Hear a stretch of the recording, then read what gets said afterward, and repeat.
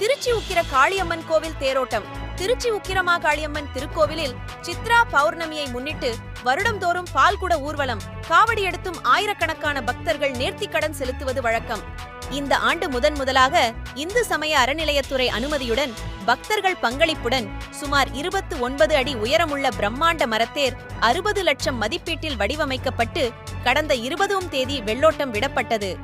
இந்நிலையில் பிரம்மாண்டமாக அமைக்கப்பட்ட மரத்திலான புதிய தேரில் முதலாக சித்திரை தேரோட்டம் இன்று வெகு விமர்சையாக நடைபெற்றது. அலங்கரிக்கப்பட்ட பிரம்மாண்டமான புதிய மரசிற்ப தேரில் உக்கிர மாகாளியம்மன் சிறப்பு அலங்காரத்தில் எழுந்தருளினார். பின்னர் கொடி அசைக்கப்பட்டு புதிய தேரை பக்தர்கள் ஓம் சக்தி பராசக்தி என்ற பக்தி கோஷத்துடன் வடம் பிடித்து இழுத்து சென்றனர். தேரின் முன்பு தேவராட்டம், பாரம்பரிய இசை வாத்தியங்கள் முழங்க, செண்டை மேளம், தப்பாட்டம் உள்ளிட்ட வாத்திய இசைகள் முழங்க தேரோட்டம் வெகு விமர்சையாக நடைபெற்றது. திருச்சியிலிருந்து வணக்கம், தலைமுறை செய்தியாளர் குழு.